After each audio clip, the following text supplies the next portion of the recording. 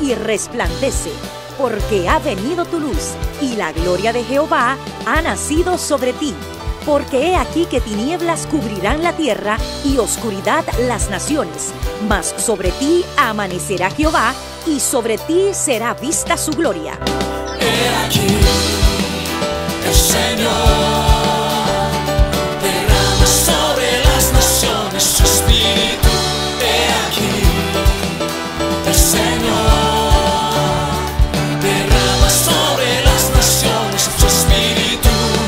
Su gloria, su gloria. Ministerio El Amanecer de la Esperanza presenta su programa Voz de Restauración con el pastor Juan Radamés Fernández. Escucha atentamente la palabra que proviene del mismo corazón del Padre para consolar tu vida.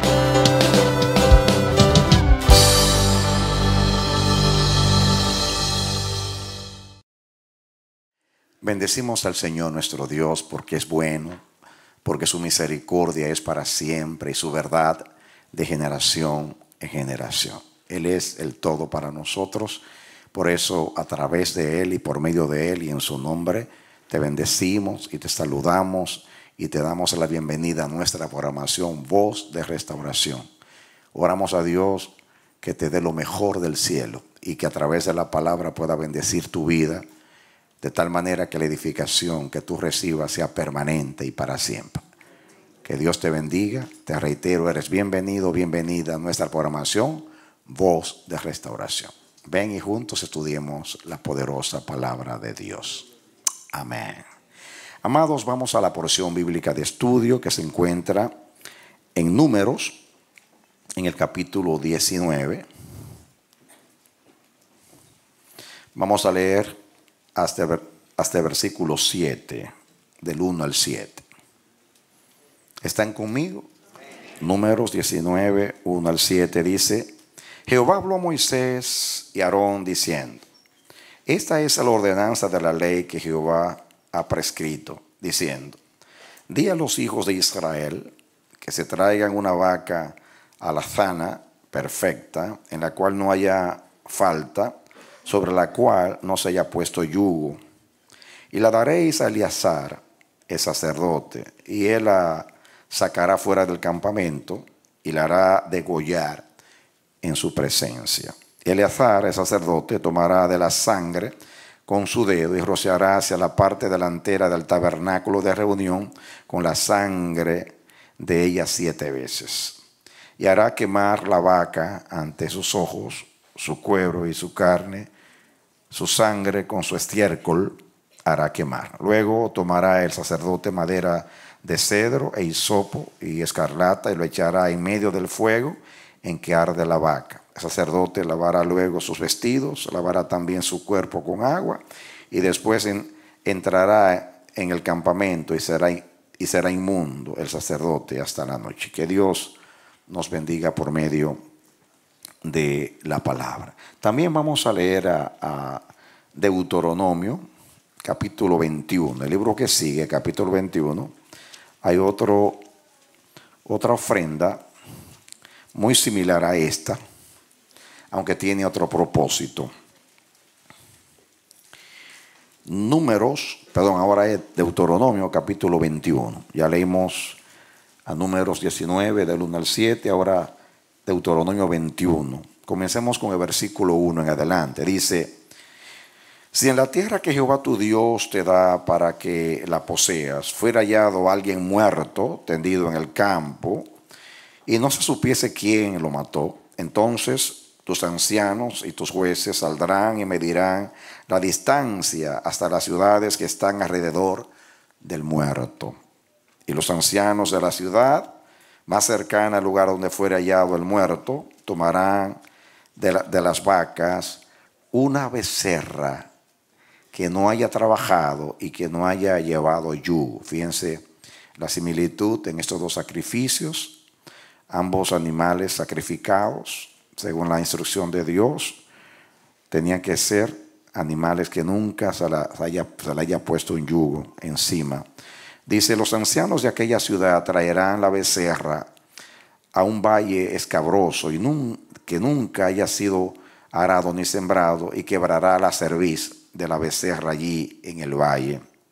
Entonces vendrán los sacerdotes, hijos de Leví, porque a ellos escogió Jehová tu Dios para que sirvan y para bendecir en el nombre de Jehová, y por la palabra de ellos se decidirá toda disputa y toda ofensa.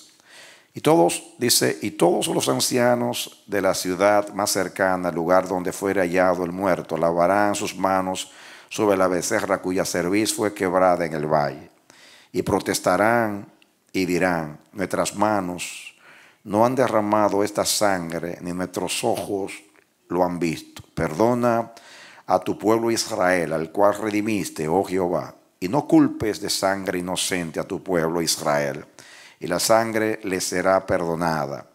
Y tú quitarás la culpa de la sangre inocente de en medio de ti, cuando hicieres lo que es recto ante los ojos de Jehová.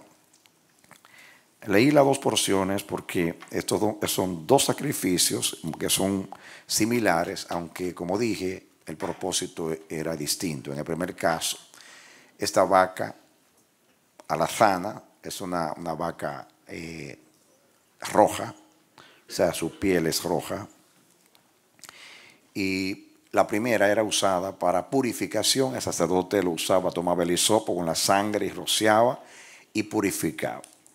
En este caso, es un sacrificio similar. El animal, en este caso esta becerra, era sacrificada, y era también un sacrificio de una vaca que nunca se le había puesto yugo. Aquí en este caso era para librar de culpa a una ciudad.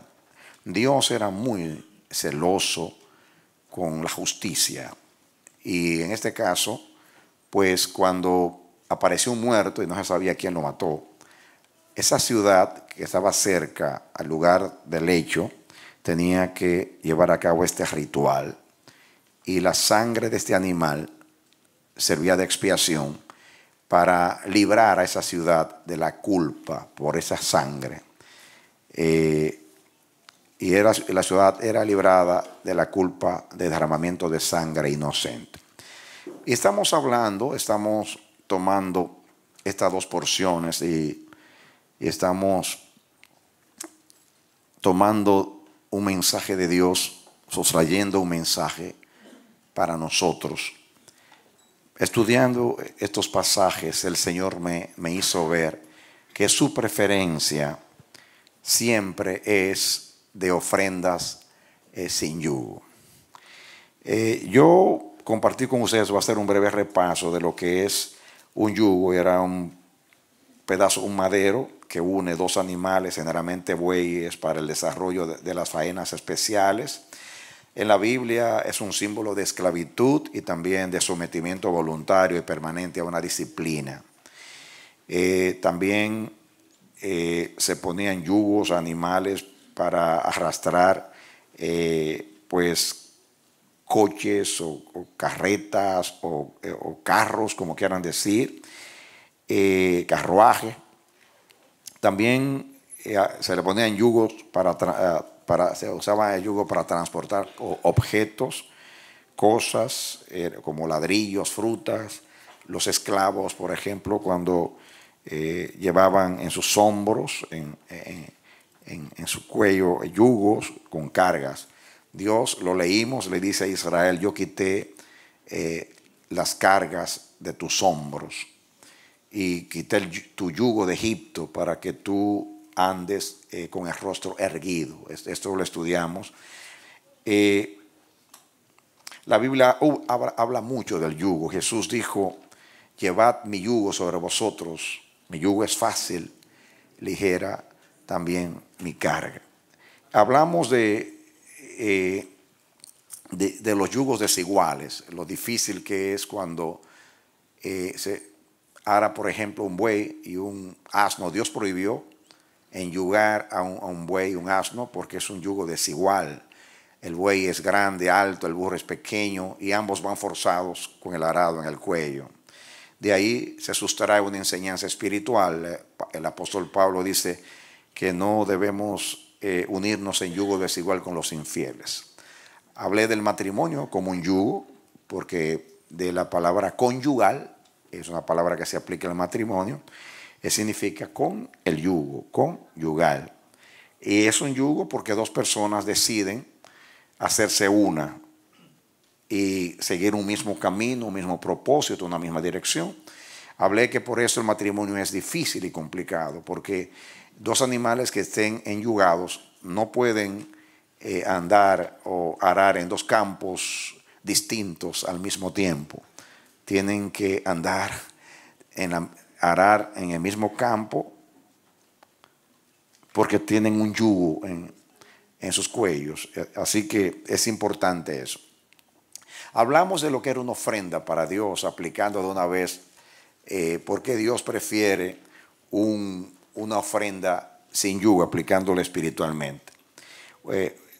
Ofrendas sin yugo significan ofrendas no comprometidas.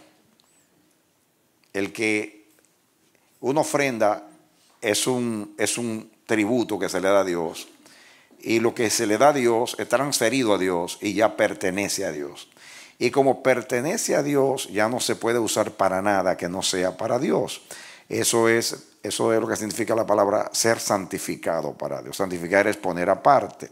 Dios es muy celoso. Dios es único. Él es el Rey del universo. Él es el Padre de todos, el Dios de toda la creación. Y cuando algo se dedica a Él, debe ser, miren ahí, generalmente Dios pedía lo mejor, lo primero, y ahí miren ustedes que no solamente esos animales no se les había puesto yugo, sino que el campo era un campo donde nunca se había arado, todo era nuevo, porque todo era virgen, porque era para Dios. Es bueno que ustedes me han escuchado estudiar mucho acerca de las ofrendas y de lo que significa. Y es bueno que captemos este mensaje porque hay una gran enseñanza en esto.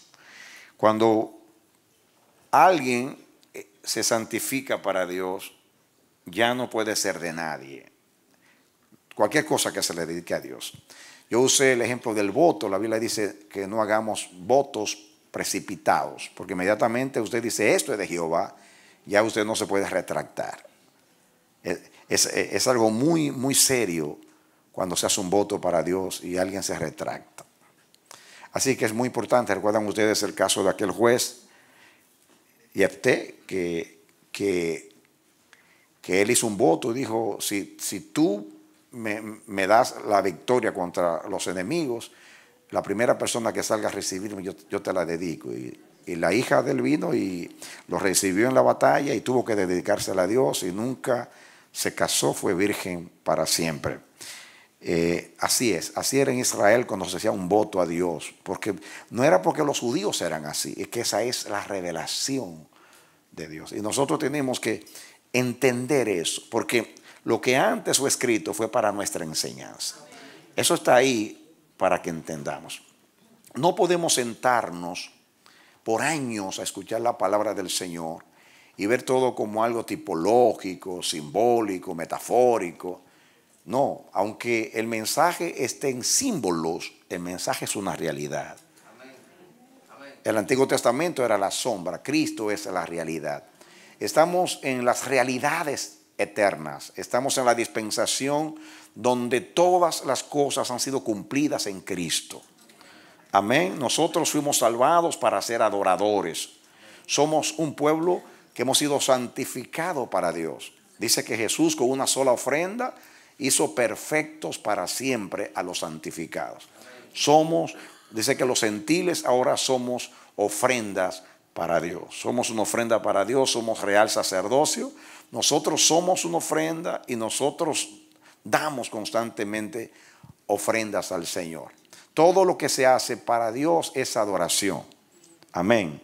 Y es bueno que lo entendamos porque creemos que adoración solamente es cantar, levantar las manos, traer los diezmos y las ofrendas. No, todo lo que usted hace para Dios es adoración. El servicio, la obediencia, dice la Biblia que es el mejor sacrificio que hay. Es mejor que los holocaustos la obediencia. Cuando usted se aparta del mal por amor al Señor y da un testimonio, renuncia a una atadura para honrar a Dios, cualquier decisión que usted tome para honrar a Dios, eso es adoración. La enseñanza es adoración, la oración es adoración, el cantar es adoración, el humillarse es adoración, la coinonía es adoración, amar a los hermanos, querer tener compañerismo con ellos. La enseñanza, dije ya, la proclamación del evangelio, que usted obedece y ir por todo el mundo y predicar el evangelio. Usted sale a testificar de Jesús para tratar de que los perdidos vengan al Señor. Usted está haciendo un mandato de Dios, usted le está obedeciendo a Dios. Por consiguiente, eso es adoración. Todo lo que hacemos para Dios, para honrarlo, es adoración. Así que amplíen el concepto de adoración. Hay que tener mucho cuidado cuando nosotros santificamos algo para Dios. Pero hay una verdad. Yo expuse a ustedes que si vemos desde el punto de vista de la mayordomía o de la administración humana, es mejor tener un buey que haya tenido experiencia en el arado y no un buey que nunca haya arado. La razón es lógica, es obvio, ¿no? Que una persona que necesita un buey y le están facilitando uno que haya arado y tiene la opción de decidir entre el que ha arado, tiene experiencia en el campo, o uno que hay que comenzarlo a instruir, usted va a decidir por el que tiene experiencia. Yo puse algunos ejemplos acá que lo voy a hacer para contextualizar y para resumir para aquellos que vinieron hoy, que no vinieron el jueves o no escucharon el mensaje, y aquellos que lo escucharon puedan seguirme en esta noche. Yo digo aquí en mis notas que Dios quiere bueyes o sacrificios, ofrendas sin yugos, es su preferencia.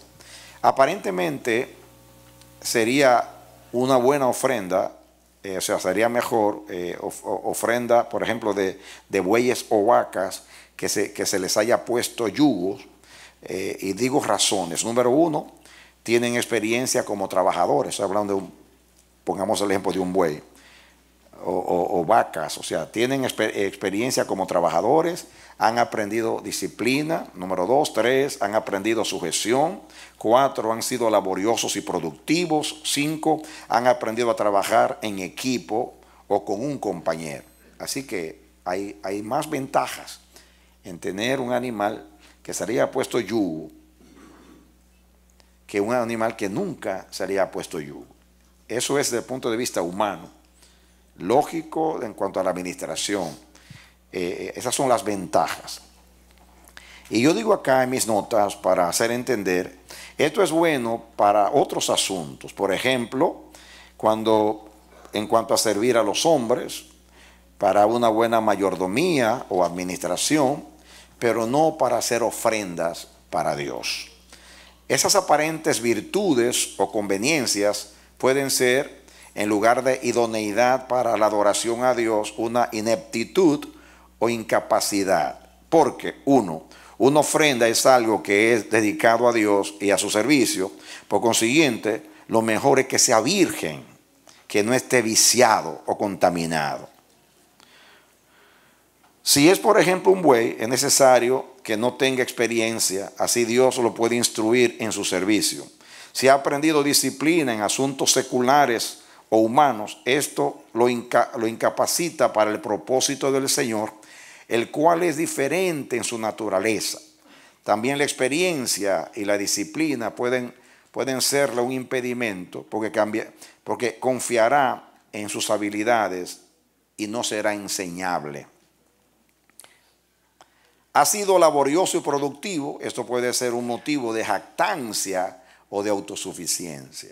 Estoy diciendo las razones por las cuales un animal que una ofrenda con yugo, Dios no la prefiere. Haber tenido otros yugos no nos habilita para servir al Señor, es todo lo contrario, nos incapacita. porque no es lo mismo servir al hombre que a Dios.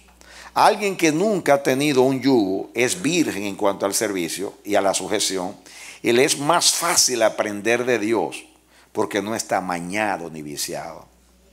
No tendrá que pasar por el proceso de desaprender para aprender, de incapacitarse para poder ser capacitado. Lo humano es falso y está manipulado. Lo del Señor es puro y es íntegro. Eso resume para que usted trate de entender. Yo puse el ejemplo de Moisés, que tenía por 40 años el yugo de Egipto. No estoy diciendo el yugo porque era un esclavo. Moisés nació esclavo porque era hijo de una familia hebrea, pero luego fue adoptado por la hija del faraón y llegó a ser un príncipe, un hombre muy célebre en Egipto, muy prominente y muy instruido en toda, dice la Biblia, en toda ciencia de los egipcios. Se cree que fue un militar de éxito, que ganó muchas batallas para Egipto, y un hombre de renombre y un hombre capacitado en diplomacia y muchas cosas, porque estaba siendo preparado para ser un príncipe o quién sabe heredero del trono. Como Dios lo tenía, lo eligió para sacar a Israel de Egipto. Dios, como ustedes saben, hemos explicado, lo llevó al desierto para quitarle el yugo, y duró 40 años quitándole el yugo a Moisés. Y ya saben ustedes, yo hablé en Horeb cuando Dios se le apareció, y por qué Dios se enojó con él, porque ya decía que no era nadie, que no quería ir porque se sentía incapaz para hacerlo. Dios logró quitarle el yugo y lo convirtió en el hombre más manso de la tierra. Puse el ejemplo, y estábamos en eso, del caso de los judíos. Los hebreos duraron 430 años en Egipto, y cuando Dios los sacó de allí, no es una casualidad, posiblemente lo podemos entender geográficamente. Salieron de Egipto, para llegar a Canaán tenían que atravesar por el desierto de Sinaí. Eso es lógico. O irse por el norte, por la tierra que después fue de los filisteos. Pero Dios quiso que atravesaran el desierto, porque el desierto es la escuela de Dios. ¿Qué es el desierto? La escuela de Dios. El desierto es un lugar donde Dios nos lleva para que desaprendamos, para que aprendamos obediencia, sujeción, dependencia. Porque en el desierto no hay agua, no hay comida, hay peligro, el clima es terrible porque de día es muy caluroso el desierto y de noche es muy frío. No hay comodidad, hay mucha soledad. En el caso de ellos, aunque eran muchas personas, pero no deja de ser un lugar bien difícil, complicado. Inclusive en tiempo de Amós, Oseas, Dios dijo: te llevaré al desierto y te hablaré al corazón. El desierto es el lugar donde Dios nos lleva para enseñarnos a depender de Él. En el caso de Israel, Dios quería hacer olvidar a Egipto. Para Dios era muy importante hacer olvidar ese yugo, porque el yugo hebreo no era tanto un yugo físico natural. En realidad ellos tenían un yugo, porque ellos hacían ladrillos y Dios dijo: yo te quité las cargas pesadas de Egipto. En sus hombros llevaban los ladrillos, las canastas con ladrillos y pajas y otras cosas. Eran como bestias. Estaban subyugados por los egipcios, pero eso era en el aspecto natural. Pero en el aspecto espiritual, ellos habían adoptado la cultura egipcia, y eso se entiende. Si 4 generaciones, 4 o 5 generaciones, digamos 400 y más años, casi 5 generaciones diríamos, ¿no?, viviendo allí.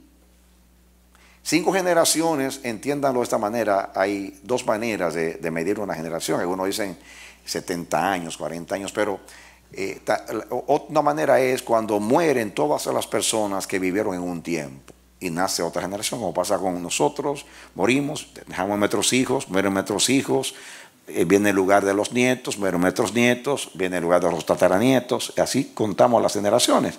Entonces, esas generaciones que habían nacido en Egipto, que no conocían nada, ni siquiera a Dios conocía, quizás le hablaban de Dios, pero una cosa es tener conocimiento de Dios y otra cosa es conocer a Dios de verdad, como debe ser, teniendo intimidad con Él.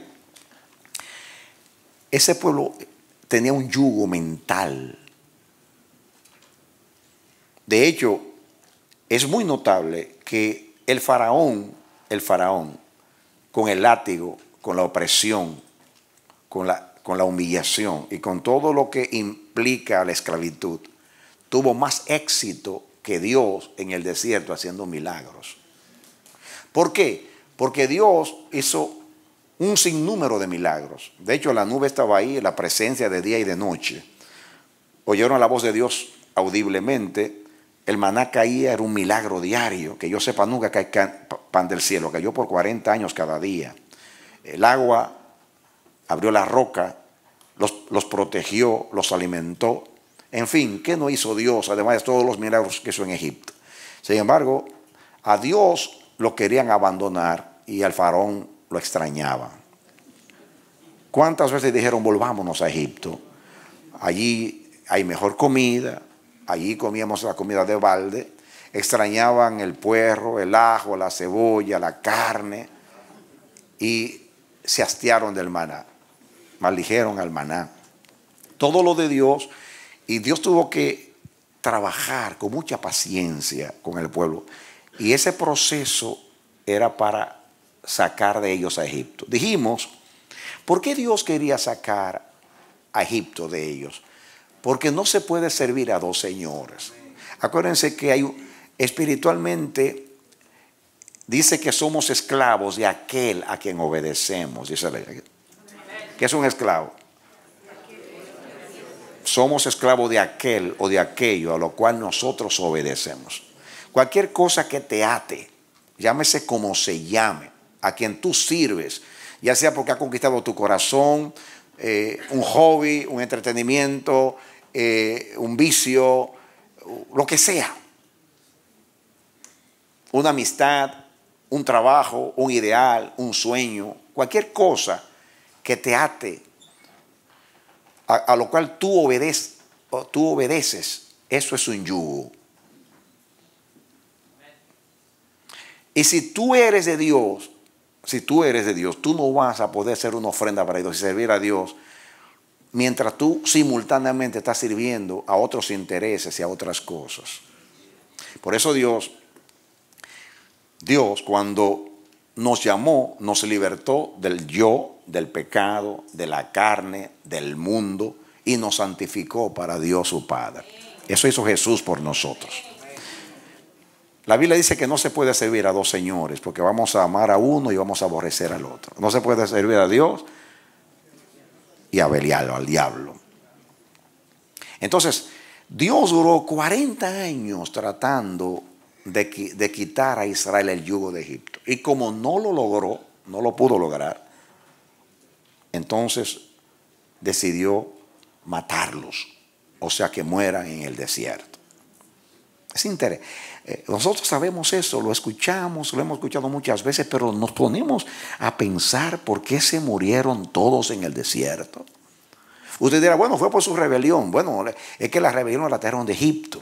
Esa actitud, esa rebelión en todo sentido contra Dios, era porque tenían sus corazones en Egipto. Esteban lo dijo muy bien, nuestros padres salieron de Egipto, pero en sus corazones se quedaron en Egipto.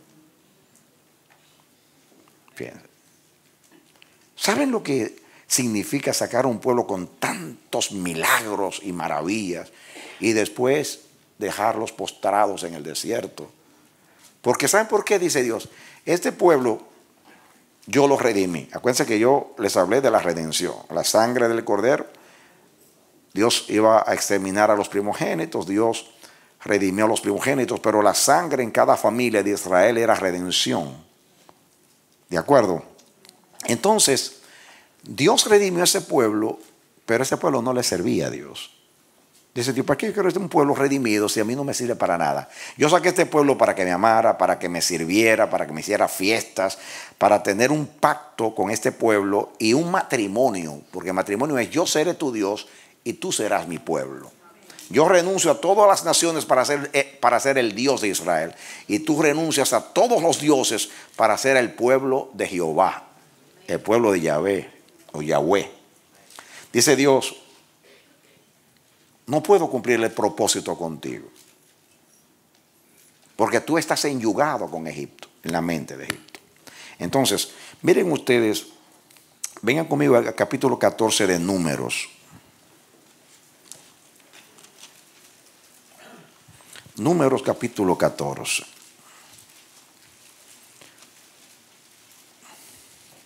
Sigan conmigo. Números capítulo 14. ¿Están conmigo? Muy bien. Esto fue cuando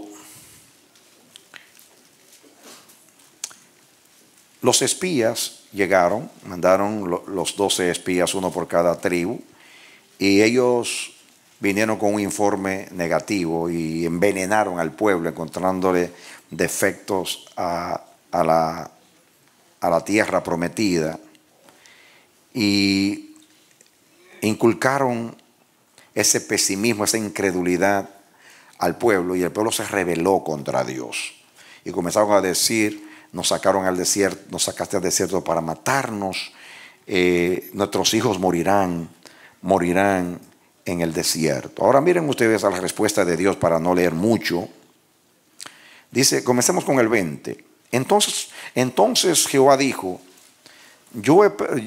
yo lo he perdonado conforme a tu dicho, mas tan ciertamente como vivo yo y mi gloria llena toda la tierra, todos los que vieron mi gloria, oigan bien, vieron mi gloria y mis señales que he hecho en Egipto y en el desierto, todos los que vieron las señales, los milagros, los portentos, y me han tentado ya 10 veces y no han oído mi voz, no verán la tierra a la cual juré a sus padres. No, ninguno de los que me han irritado la verá.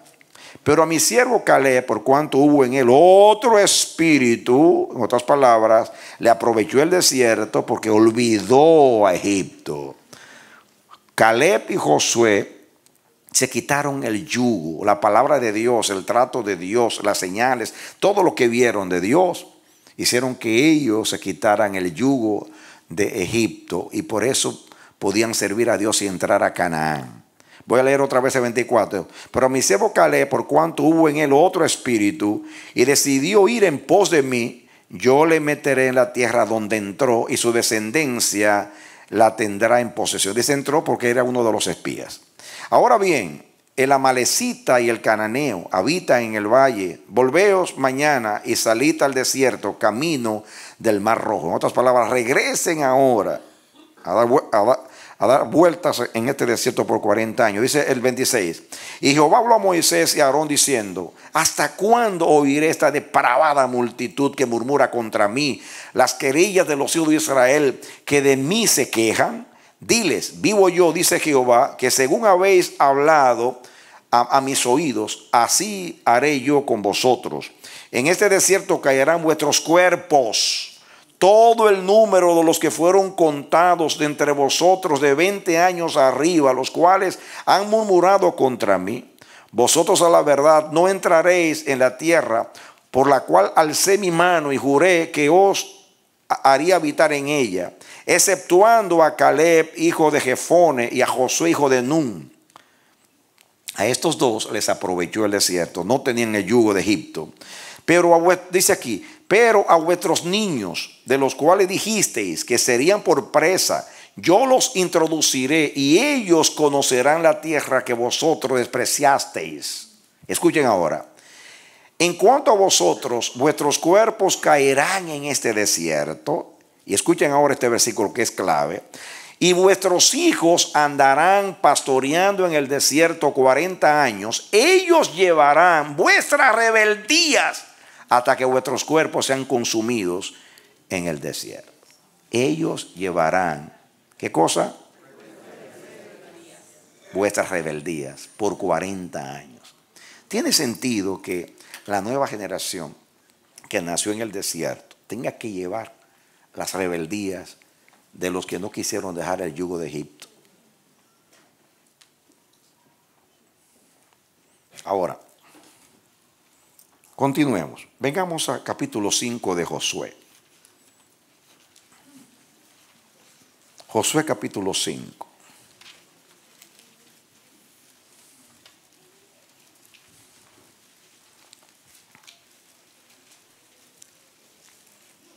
Comencemos con el 1 para que entendamos. Vale, rapidito.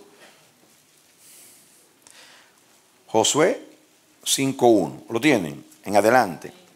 Cuando todos los reyes de los amorreos que estaban al otro lado del Jordán, al occidente, y todos los reyes de los cananeos que estaban cerca del mar, oyeron cómo Jehová había secado las aguas del Jordán delante de los hijos de Israel hasta que hubieron pasado, desfalleció su corazón y no hubo más aliento en ellos delante de los hijos de Israel. Eso fue cuando cruzaron el Jordán con el arca. El Jordán se abrió, pasaron al otro lado ya para ir con Josué a conquistar la tierra. Escuchen ahora, el versículo 2. En aquel tiempo Jehová dijo a Josué: hazte cuchillos afilados y vuelve a circuncidar la segunda vez a los hijos de Israel. Oigan bien, por segunda vez.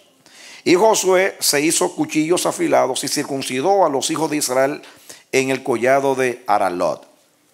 Esta es la causa por la cual Josué los circuncidó.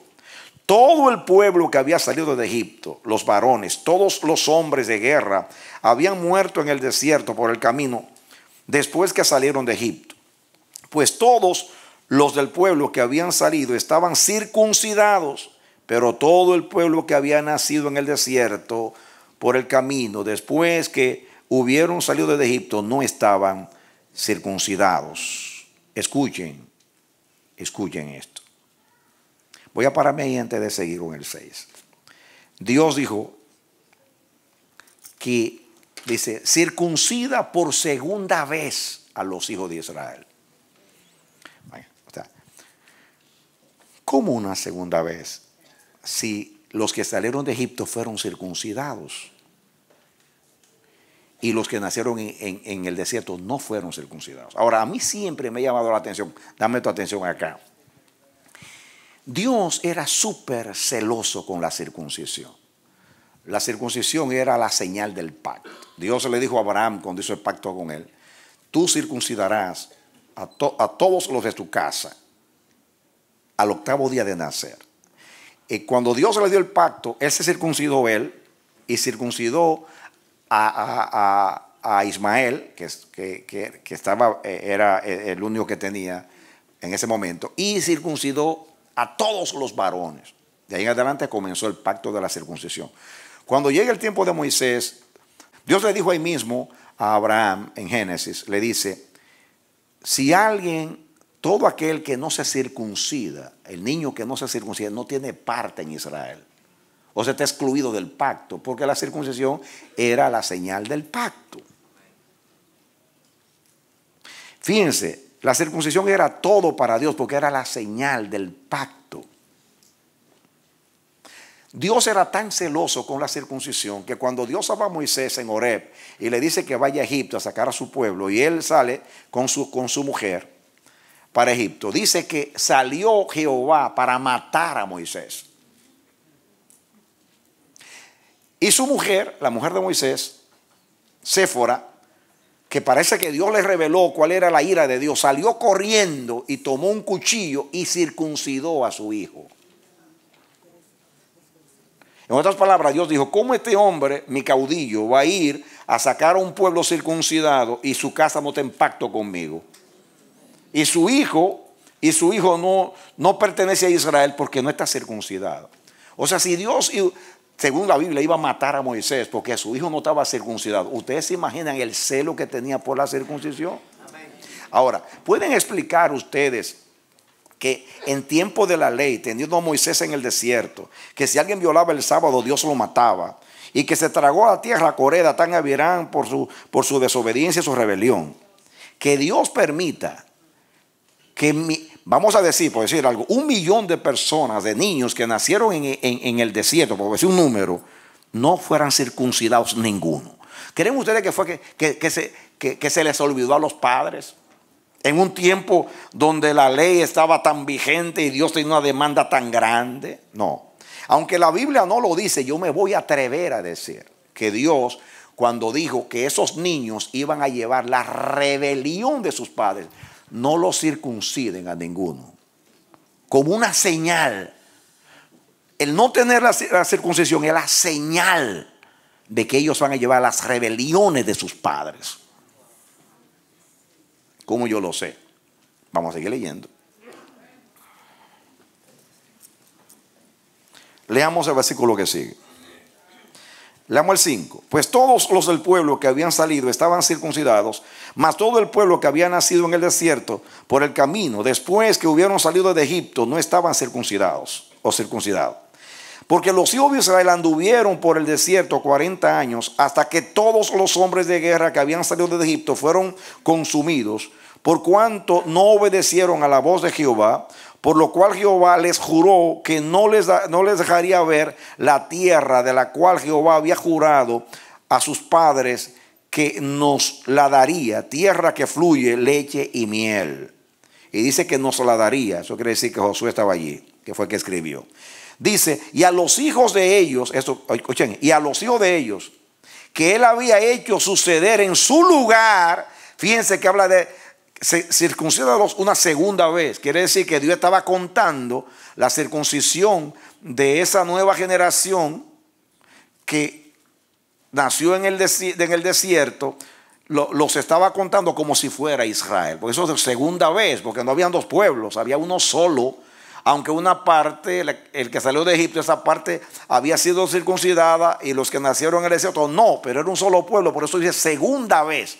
Y miren ahora la palabra que usa aquí, el 7. Y a los hijos de ellos, que él había hecho suceder en su lugar,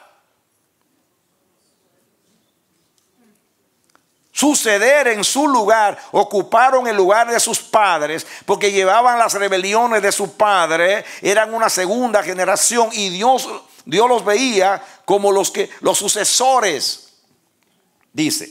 Y a los hijos de ellos, que él había hecho suceder en su lugar, Josué los circuncidó, pues eran incircuncisos, porque no habían sido circuncidados por el camino. Escuchen, cuando acabaron de circuncidar a toda la gente, se quedaron en el mismo lugar, en el campamento, hasta que sanaron. Jehová dijo a Josué, hoy he quitado de vosotros el oprobio de Egipto, por lo cual el nombre de aquel lugar fue llamado Gilgal hasta hoy. Hoy al circuncidar a esta nueva generación, yo he quitado, ¿qué cosa? ¿Qué cosa? El oprobio. ¿Cuál es el oprobio de Egipto? ¿Cuál es el oprobio de Egipto? Yo no encuentro ninguna explicación. El oprobio de Egipto, mis amados, es el yugo de Egipto. Y cuando digo yugo es todo eso que se opuso a Dios, todo eso que Dios no pudo sacar de ellos de Egipto y que fue el tropiezo de ellos, por lo cual quedaron postrados en el desierto, y que la otra generación tuvo que llevar en el lugar de ellos la rebelión.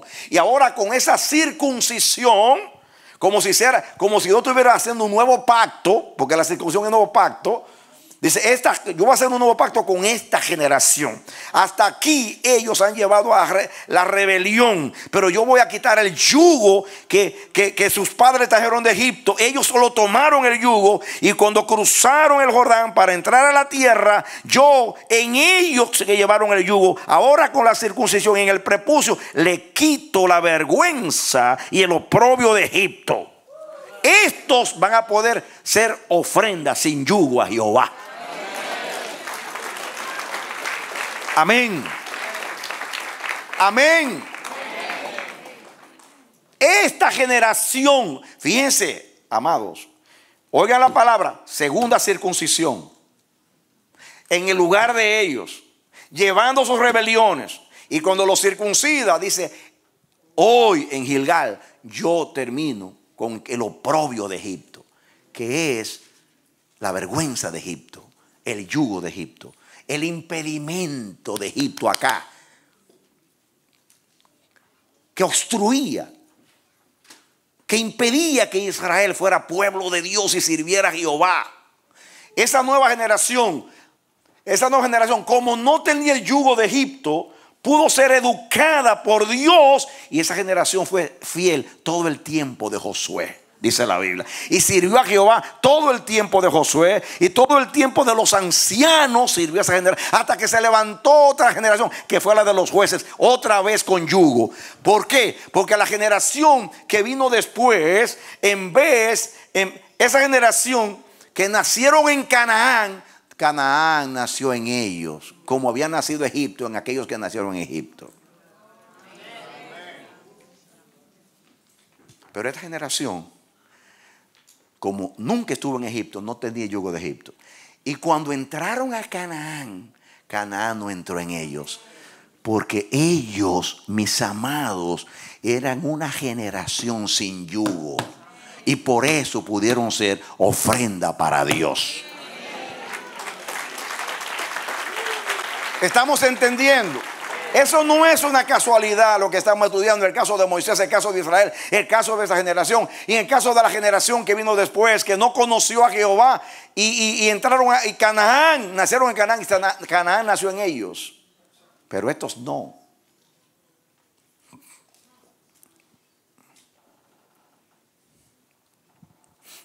Escuchen, yo tengo aquí unas notas. Posiblemente en esas notas voy a repetir muchas cosas que ya he dicho, pero no quiero que se me vayan estos pensamientos. Aplicando. Escuchen, si la circuncisión era la señal del pacto, y Dios dijo que todo aquel que no se circuncidara no tenía parte en Israel, según Génesis 17, 10 al 14. Y Dios fue tan severo con Moisés cuando iba camino a Egipto y no había circuncidado a sus hijos, según Éxodo 4, 24, 26.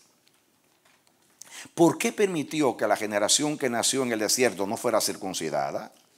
Yo pregunto, ¿no será que como los que salieron de Egipto no habían olvidado o dejado el yugo de Egipto, el pacto como señal, como señal colectiva, como nación, no se podía realizar o cumplir? No se podía cumplir el pacto con la nación. Yo veo aquí una revelación. Número uno, cuando Dios decidió matar en el desierto a la generación que salió de Egipto, pero que Egipto no salió de ellos, dijo que sus hijos, esto es, la nueva generación, llevaría o cargaría los 40 años de sus rebeliones. O sea, que era el resultado de tener el yugo de Egipto. Lo que acontece en Gilgal es que esta generación del desierto es circuncidada y Dios quita con su circuncisión el oprobio de Egipto. ¿Qué es lo que quita el oprobio de Egipto? Diga, la circuncisión, que es la señal del pacto. En otras palabras, espiritualmente, la circuncisión significa quitarse el prepucio inmundo para tener, como dice la palabra, Dios dice, habla de la circuncisión del corazón y no del prepucio. Esto prueba que ellos eran una representación de todo Israel que salió de Egipto, porque dice que estaban en el lugar de sus padres. En Josué 5:2 Dios dice a Josué, y vuelve a circuncidar la segunda vez a los hijos de Israel. ¿Por qué una segunda vez? Si fue la primera generación, la que salió de Egipto, la que fue circuncidada. Esto tiene la intención de considerar la nueva generación como representante de la vieja generación como la nación de Israel. En el versículo 7 dice, de Josué 5, dice, a los hijos de ellos que él había hecho suceder en su lugar, Josué los circuncidó, pues eran incircuncisos, porque no habían sido circuncidados por el camino. Eso ya lo estudiamos. Síganme porque voy a llegar ahora. Podemos decir, aplicando esto espiritualmente, que los que salieron de Egipto, como Egipto no salió de ellos, para Dios ellos no salieron de Egipto. Como Egipto no salió de ellos, para Dios Ellos no salieron de Egipto, por eso los mató. O sea, los dejó morir en el desierto. Escuchen, número 2, aunque fueron circuncidados en Egipto, óigame, por cuanto no cumplieron el propósito de la circuncisión, que es ser un pueblo para Dios, su circuncisión fue hecha incircuncisión. Que es lo que Pablo dice en Romanos capítulo 2, que la circuncisión se hace incircuncisión cuando no logra el propósito de la circuncisión, que es vivir un pacto en una relación íntima con Dios. En otras palabras, ellos salieron de Egipto circuncidados, dice Dios, no sirve su circuncisión. Y anuló la circuncisión de Dios. Por eso no circuncida a los que llevaron sus rebeliones y los circuncida del otro lado para decir, esa circuncisión va a sustituir la que anularon vuestros padres. Por no haber sido un pueblo para Dios, sino porque salieron de Egipto y vinieron al desierto a seguir viviendo a Egipto. Egipto nunca salió de ellos. ¿Entienden eso, amados? Miren la aplicación. Cuando el propósito de la circuncisión no se vive, la circuncisión se hace incircuncisión, o sea, es inefectiva. Cuando la circuncisión se hace incircuncisión, cuando nosotros tomamos otro yugo que no es el yugo de Dios, ya nos hacemos inútiles, inservibles y no servimos para quemarnos en el altar de Dios. ¿Están conmigo? Esto hizo necesario una nueva generación, lo que Dios llama una segunda circuncisión. Ellos eran una segunda generación, una segunda circuncisión. Ocuparon, así como ocuparon en el desierto las rebeliones de sus padres. Aquí cruzando, llegando a Gilgal, cuando le quitan el prepucio, cuando le cortan el prepucio, ese prepucio era Egipto. Ese prepucio era la dureza de corazón que sacaron de Egipto. La rebelión que sacaron de Egipto estaba en ese prepucio. Por eso dice Dios, yo quito, ¿qué cosa? El oprobio de Egipto. Sigan conmigo. Esto hizo necesario una nueva circuncisión, lo que Dios llama una segunda circuncisión, la cual fue hecha en sus hijos como su linaje y representantes. Esto es lo mismo del nuevo pacto anunciado por Jeremías. Cuando nuestros padres invalidaron el antiguo pacto, Dios dice, haré nuevo pacto. Dice Jeremías 31, dice, he aquí vienen días, dice el Señor Jehová, en los cuales hago un nuevo pacto con la casa de Israel, no como el pacto que hicieron vuestros padres el día que los tomé de la mano para sacarlos de Egipto, porque ellos invalidaron mi pacto. He aquí el pacto que yo hago con ellos después de aquellos días. Pondré mis leyes en sus corazones, pondré mi temor en sus corazones, le daré un corazón nuevo y un espíritu nuevo para que me teman y me amen. En otras palabras, Dios quita el pacto antiguo porque ya se hace inservible. Lo invalidan con sus rebeliones y con sus ataduras, con sus yugos. Entonces Dios en Cristo hace un nuevo pacto y cambia el corazón, para que se pueda vivir sin yugos para servir a Dios. Dale un aplauso al Señor. Amén.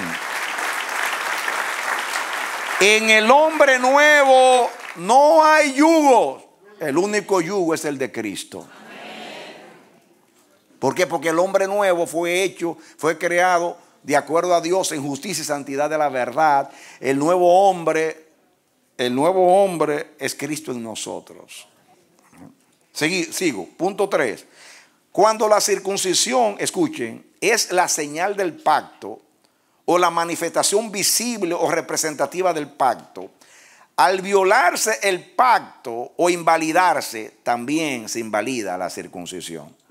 Se invalida el pacto, se invalida la circuncisión, que es la señal del pacto. Porque era circuncisión. Dios le dijo a Israel que la circuncisión era la señal de que ellos estaban en un pacto con Dios. Quitada la circuncisión, ya no hay pacto. En otras palabras, vamos a aplicarlo en el desierto. El pacto de Dios con Israel el pueblo que se circuncidó en Egipto quedó anulado en el desierto. Y esta nueva generación ahora ya es un nuevo pacto con ellos. Pero ellos, como no tenían el yugo de Egipto, podían ser una ofrenda sin yugo para Dios. Número 4. Israel, escuchen ahora, fue redimido al salir de Egipto en la sangre del Cordero Pascual. ¿No es así? Muy bien. Pero como en el desierto no vivieron la vida de redimidos, entonces Dios mató a Egipto en ellos cuando los mató en el desierto. Escuchen ahora lo que yo deduzco de ese pensamiento. Ser redimidos y no vivir como redimidos o como tales, en último análisis nos convierte en no redimidos o esclavos de Egipto. En otras palabras, cuando la circuncisión no vive su propósito, se convierte en incircuncisión.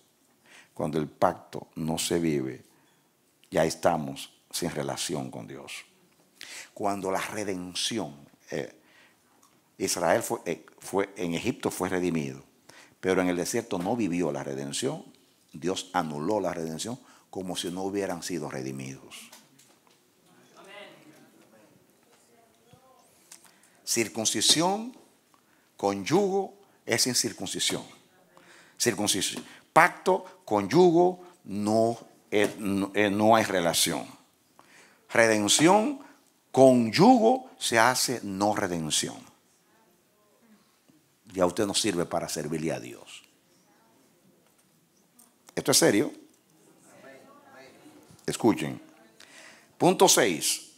Ser salvos en Cristo y no vivir el propósito de nuestra salvación, el cual es llevar la imagen del Hijo y vivir para la alabanza de la gloria de Dios, nos convierte en perdidos, aunque seamos salvos en el día del Señor, porque seremos transformados el día del Señor y por eso seremos salvos. En otras palabras, yo no estoy diciendo que usted se va a perder. Yo estoy diciendo que vivir salvado, ser salvado y vivir como perdido es igual que no ser salvado. Aunque Dios te lleve al cielo aquel día, porque Cristo se va a transformar en el día de su venida. Pero la pregunta mía es, ¿por qué vivir salvado en el cielo cuando Cristo me salvó aquí? O no dice Jesús. Jesús dice, el que oye mi palabra y cree al que me vio, tiene vida eterna y no vendrá a condenación, sino que pasó de muerte a vida. Usted ha pasado de muerte a vida. Usted tiene que vivir la vida. Y el que vive con yugo es como si no fuera salvo. ¿Por qué? Porque no puede vivir para Dios. Porque usted fue salvo para vivir para Dios. Y si el mundo, el pecado, las ataduras o los yugos se lo impiden, es que usted no puede ser una ofrenda para Dios. Eso es igual que lo que Pablo le dijo a aquel fornicario en Corinto, que dice que vivía en incesto. Incesto es cuando alguien tiene relación sexual con un familiar cercano. Y este hombre, Pablo dice, saquen este degenerado de ahí. Y dice Pablo, sáquenlo. Dice, para que su carne sea destruida y su espíritu sea salvo en el día del Señor. Y yo creo que eso, aunque Pablo lo dijo a aquel hombre, es aplicable a todos nosotros. Porque tu carne se tiene que morir acá para que tu espíritu viva allá con Cristo. El mundo es el sepulcro de la carne. Aquí donde comenzó el pecado es que se tiene que morir. Cristo murió y enterró en la tierra de donde hizo Adán. Ahí enterró Dios el cuerpo de Cristo, llevando el cuerpo de pecado tuyo y mío. La tierra es el lugar, el Seol, para enterrar nuestras debilidades y nuestros yugos, para ser libres y servir al Señor. Denle un aplauso al Señor.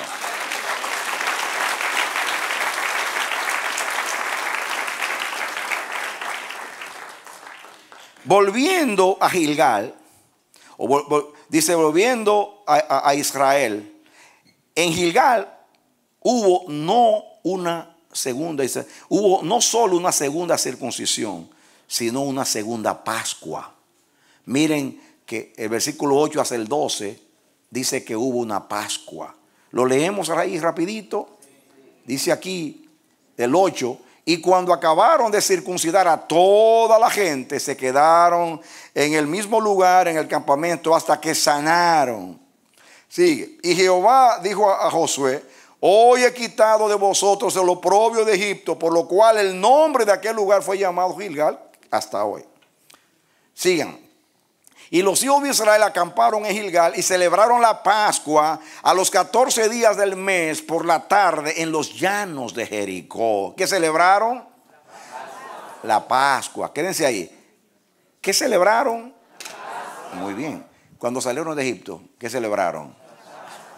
Y Dios hizo, porque así, que coincidiera que llegaron ahí en el tiempo de la Pascua. Y celebran una Pascua.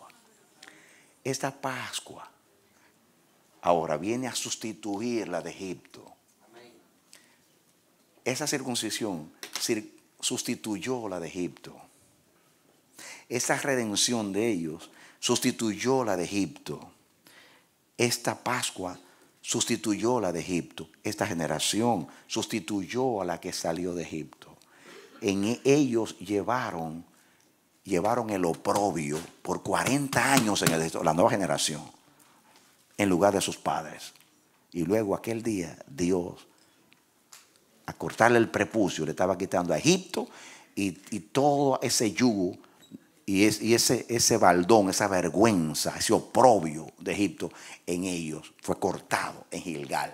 Por eso Gilgal es muy importante en el sentido espiritual. Ahora, escuchen ahora. En Egipto hubo una circuncisión y al salir de allí también hubo la primera Pascua. En Egipto hubo circuncisión y hubo Pascua. Israel salió de Egipto para hacer una ofrenda para Dios y un reino de sacerdotes y gente santa. Eso fue lo que Dios le dijo, ya lo leímos al principio en el sermón, el mensaje anterior, en Éxodo 6, 1 al 8 y Éxodo 19, 1 al 6, se le dice a Dios, yo te he elegido para que tú seas un pueblo santo a Jehová y tú seas un pueblo de sacerdotes y gente santa. Dios dijo varias veces al faraón, deja ir a mi pueblo para que me hagan sacrificios y me hagan fiestas. Así que el propósito del pacto era, yo seré vuestro Dios y vosotros seréis mi pueblo. Yo renunciaré a los demás pueblos y ustedes a los demás dioses. Me casaré o enyugaré con ustedes. Ya he dicho que la palabra conyugal que se usa para hablar del matrimonio es una alusión a ponerse el mismo yugo para arar juntos.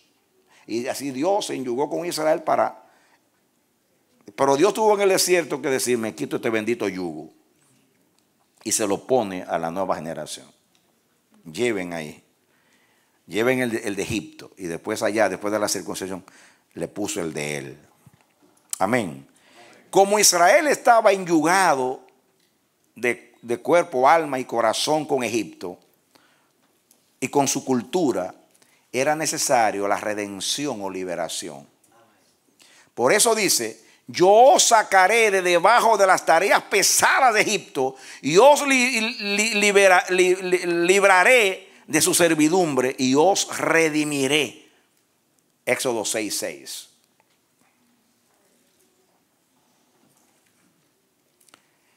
Primero los libera y les quita el yugo y les pone el de él. Le dice, y os tomaré por mi pueblo y seré vuestro Dios y vosotros me seréis mi pueblo. Éxodo 6:7. Mis amados, Dios demanda y exige una ofrenda sin yugo. Como Israel nunca se quitó el yugo de Egipto, no podía hacer una ofrenda para Dios. ¿Recuerdan el caso de Sansón?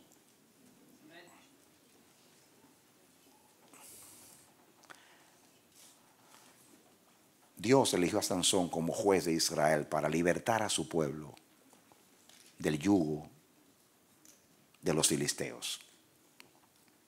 Pero Sansón usó la unción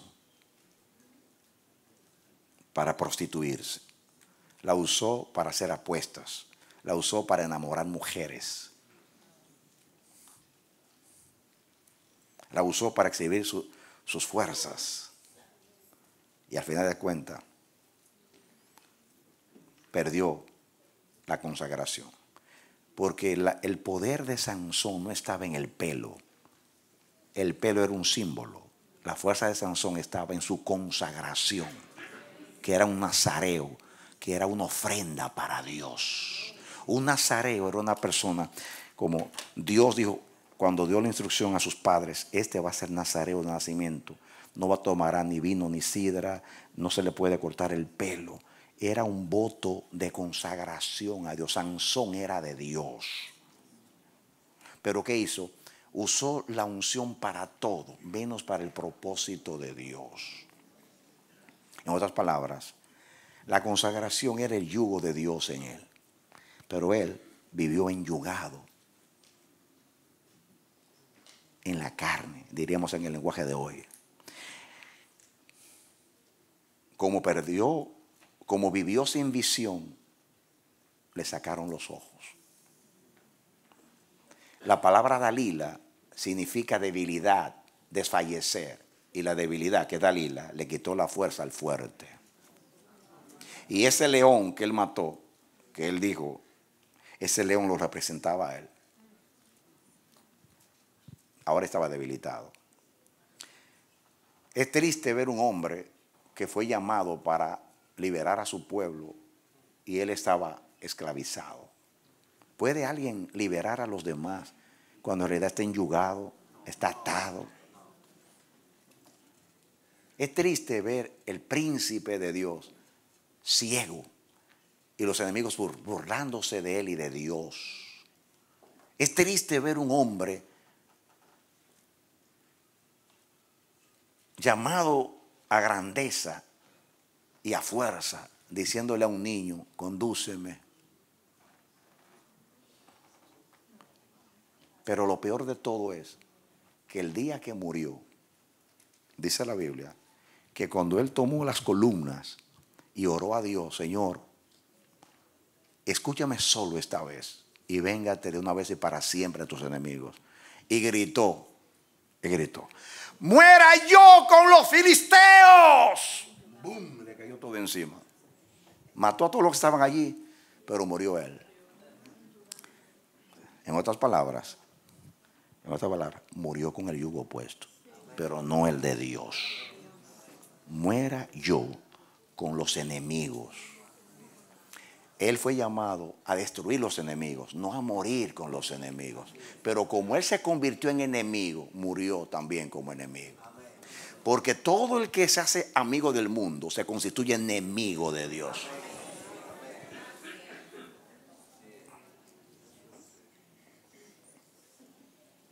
El que no está conmigo está en contra, el que conmigo no siembra, desparrama.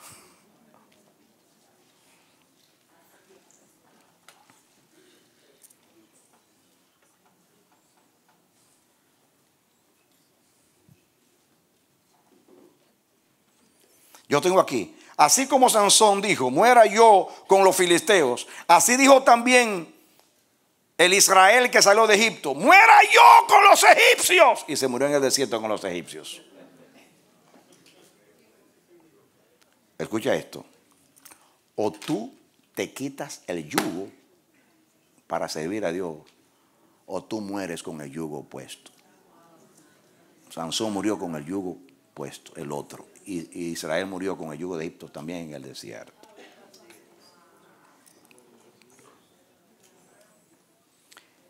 Egipto no murió en Israel porque siguió viviendo en ellos.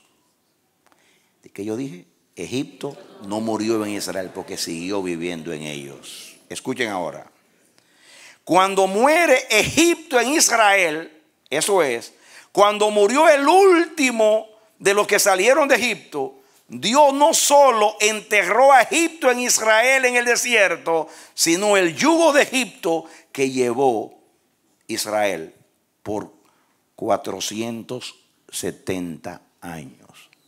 ¿Cuánto yo dije? ¿Están de acuerdo conmigo? ¿Eran 470? ¿Cuántos eran? Se equivocaron, no eran 430, eran 470. 430 en Egipto y 40 en el desierto. ¿Cuántos son? ¿Cuántos son? Ah, eso es historia. Denle un aplauso al Señor. Israel no duró 400 años en Egipto, sino 470, porque hay que sumar los 40 del desierto, porque Egipto estaba ahí todavía. Jesús dijo, no te pido que tú los quites del mundo, sino que tú le quites el mundo. Porque guardarlos del mal es quitarle el mundo. Así es. ¿De acuerdo con un tequito? Teólogo está de acuerdo conmigo. No te pido que tú lo saques del mundo, sino que tú le saques al mundo.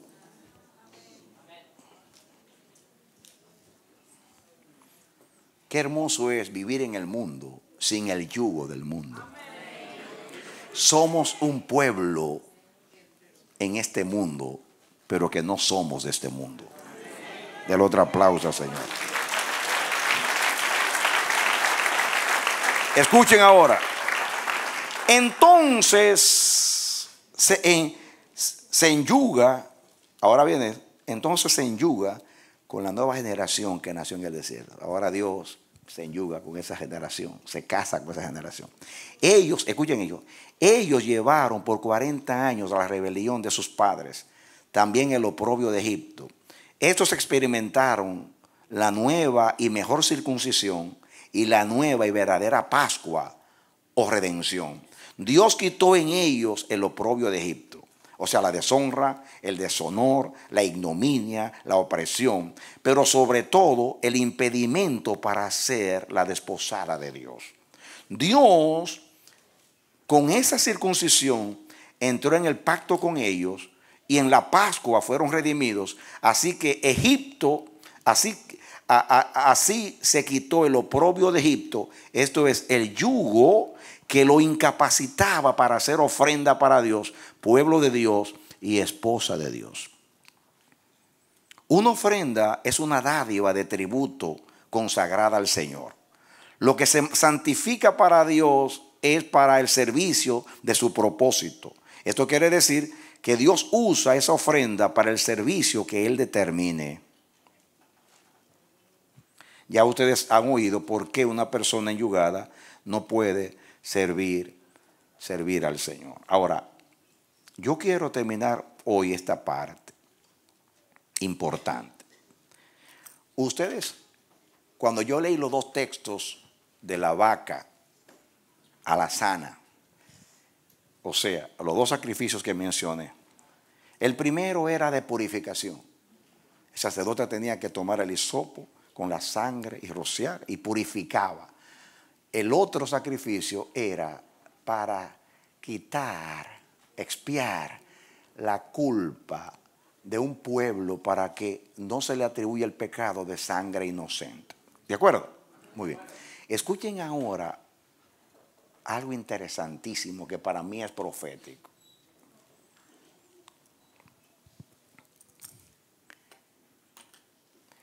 Yo, si no termino hoy, lo voy a decir la próxima vez. Ya en la fiesta no voy a predicar cuando me toque de nuevo, porque esto sigue. Escuchen ahora. Escuchen. Los sacrificios sin yugo purifican, santifican y pueden expiar las culpas de los demás. Cristo fue un sacrificio sin yugo. Por eso pudo limpiarte a ti y a mí. Por eso pudo purificarnos. Esa nueva generación que llevó la rebelión de sus padres y el oprobio de Egipto, se convirtieron como Jesús en expiadores. En otras palabras, Dios va a levantar una generación que va a quitar, óyelo Hugo, todo el oprobio de historia de la iglesia. La próxima generación va a quitar el oprobio, la vergüenza de católicos, protestantes, evangélicos. Y perdonen que hable así tan claramente. Todos esos oprobios, vergüenza, que han dañado la fe y han neutralizado el poder de Dios en la tierra. Dios va a levantar una nueva generación como esa generación sin yugo. Y esa generación sin yugo va a llevar y va a quitar el oprobio. Y así como esos sacrificios, esas vacas purificaban y santificaban y expiaban. ¿O no dice Dios allá en Baal-peor, cuando por el consejo de Balaán los hijos de Israel buscaron mujeres moabitas? ¿Recuerdan ustedes? Que aquel príncipe entró con una princesa en una tienda en medio de la mortandad. Y vino Fineés, hijo de Eleazar, nieto de Aarón, y tomó una lanza y lo traspasó a los dos. Y Dios se levantó y dijo: por cuanto el celo de Fineés, dice que el celo de Fineés trajo expiación a Israel. Ahora no tengo el tiempo de hablar. Trajo expiación a Israel.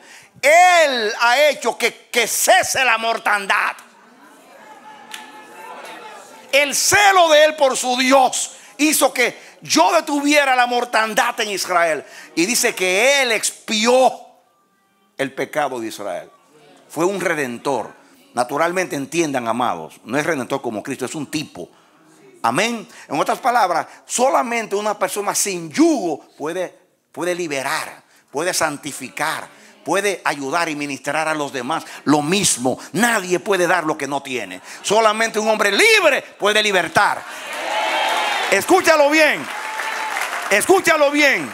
Nadie que esté resbalando puede sostener a nadie. Usted tiene que estar firme sobre la roca para no resbalar y para poder sostener a los demás. Esa generación expió porque llevó la culpa, llevó el oprobio, llevó la rebelión. Y luego en su circuncisión ellos liberaron de Egipto y liberaron de la rebelión. Lo mismo que hizo Cristo. Porque saben ustedes que Cristo es se puede decir que Cristo es la ofrenda sin yugo. Pero yo estoy aplicando ese mensaje a nosotros. Pero es Cristo la ofrenda sin yugo, la única ofrenda sin yugo. Por eso nos puede santificar y expiar nuestros pecados. Dale un aplauso al Señor. ¡Aleluya! Amén. Pídele a Dios que te desate. Yo no me muero como Sansón con el yugo puesto. Yo no me muero como con Israel con el yugo de Egipto. Yo no me voy a morir con el yugo del mundo. Yo soy libre y fui libertado para no volver a ser esclavo del pecado. La Biblia dice: y libertados del pecado somos hechos siervos de la justicia de Dios. Y tenemos como fruto la santificación y como fin la vida eterna. Dale aplauso al Señor. Aleluya. Ofrenda sin yugo, ofrenda sin yugo. Nueva generación, jóvenes, ofrenda sin yugo. Jóvenes, ofrenda sin yugo. Llévenle a los jóvenes. Ustedes son la generación que van a quitar el oprobio de 20 siglos de historia.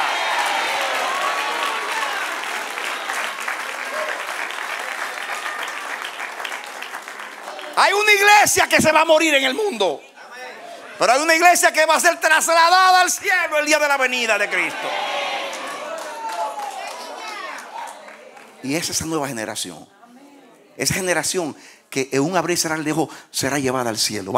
Que va a estar viva cuando Cristo venga. Esa generación va a representar a esos que van a ser. Es una representación. Yo quiero ser de esos. Porque esto no es, cuando digo nueva generación, no estoy hablando de edad. Estoy hablando de edad espiritual. Dale un aplauso al Señor. Amén. Este mensaje profético, Dios levantará una nueva generación que va a quitar el oprobio del mundo en la iglesia. Va a quitar la vergüenza. Va a quitar la rebelión. Porque va a vivir de tal manera para Dios que la gente va a olvidar lo que se hizo en 20 siglos. Oremos a Dios. Padre bendito, en el nombre de Jesucristo, en el nombre de Jesús, danos esa generación. Danos esa generación. El mundo tiene que salir de mí. El mundo tiene que salir de la iglesia.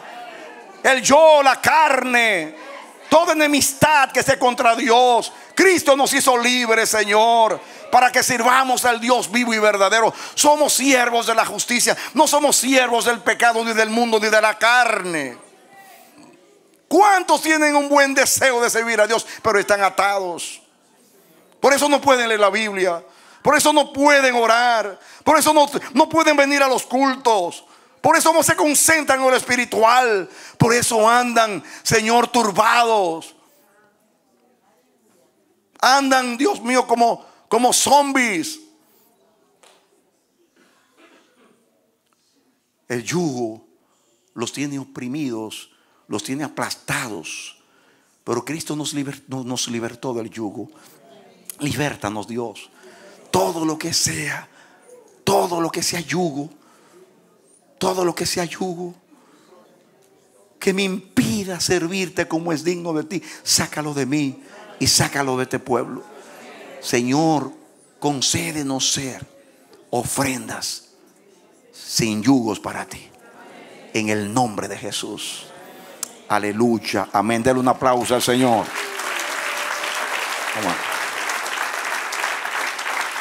Yo oro por ti, mi hermano, y lo mismo que pedí para mí, esta congregación, pido para ti. Que el Dios del cielo te liberte, te quite el yugo del mundo, sea cual sea, porque Dios te quiere a ti como Jesús, una ofrenda sin yugo. Somos libertos. Significa que Cristo nos libertó para no volver a ser más esclavos de los hombres. Solamente así vamos a poder hacer una ofrenda agradable a Dios en Jesucristo. Que Dios te bendiga y te dé la victoria en Cristo Jesús. Aleluya. Amén, amén y amén.